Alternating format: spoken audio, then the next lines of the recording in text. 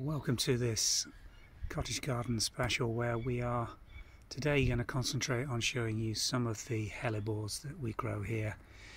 We've got quite a collection that we've put together over the years,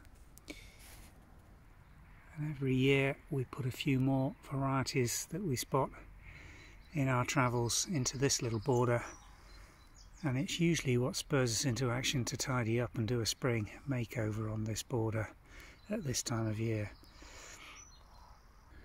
You may not immediately recognise this as a hellebore, but the species really can be divided down the middle into two distinct types. Ones that are grown for the flowers that appear at this time of year and are really at their peak in the UK between March and April, and then the varieties that are grown almost purely for their foliage and where the flowers are far less prominent, but it's the lime green foliage that develops, and that's the attractive reason that these plants are grown. Now, as you'll see here, the colour palette on the flowering varieties is really in the white through pale pink through to very dark pinks, and there are some more recent varieties which are almost crimson red in nature, but we have got one quite unusual and rare one down at the bottom of this garden that we're going to show you. It's not at its peak this year, it's flowered much better in a drier spring, and that's a yellow variety. And here that one is.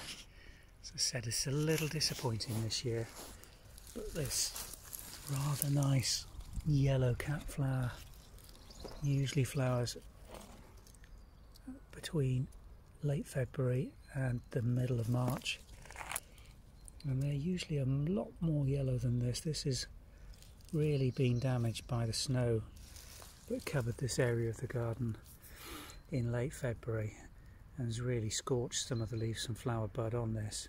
And the other problem this one's had, it's planted in a clump of three of them, two of the three really have been damaged by real saturation around the roots in this area of the garden, which is one of the lowest lying. But let's go back and show you some of the colour variations on the other hellebore flowers that we've got here.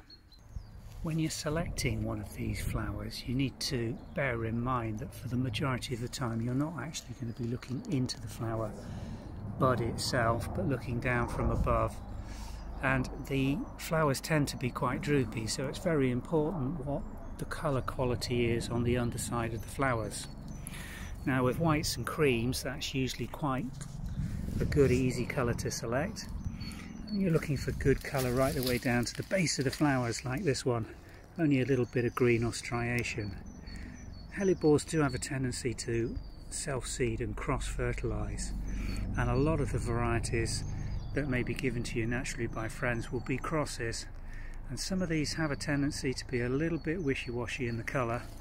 You can see the difference between this one, pale pink but with quite a bit of striation and brown and green in the flower, compared to this really nice dark crimsony red flower. If I just turn one of these over, you can see beautiful colour on the main flower, but it's the back that you're going to be seeing for the majority of the time.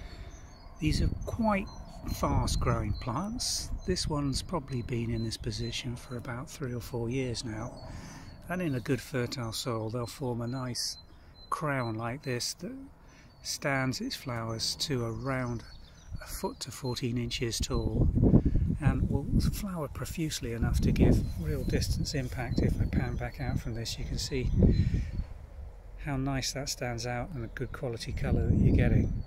But do bear that in mind when you're selecting something in a pot or garden centre. Always look at the underside of the flower, because that's what you're going to be looking at for the majority of the time. Now this is a better example of the foliage variety with the bracts, that again you're not really looking for flower colour in this, although all these flowers are, as you see, tiny small green, but it's that lime green colour that these hellebores produce, and there is the foliage with the flower bracts. These have been far better than this. They've really not liked the spring we've had here in Norfolk this year. I think of these as a early version of the euphorbias, again, which are grown for this sort of lime green impact, and it works very well with the primrose and daffodils that are flowering simultaneously when these are doing their thing. And just look at this one, flower size up a scale from the previous ones, very little leaf growth on this. The trick to growing these and having these flowers on display at this time of year is to clear all the foliage from them and cut it off as soon as you start to see these flowering spikes emerging in very early spring.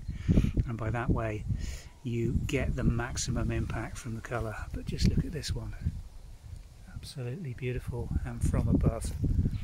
Again, distance impact, although this one would be better if there was less pink striation on the underside. But again, unfortunately a little bit damaged by the snow we had on top of this when the flower buds were just emerging.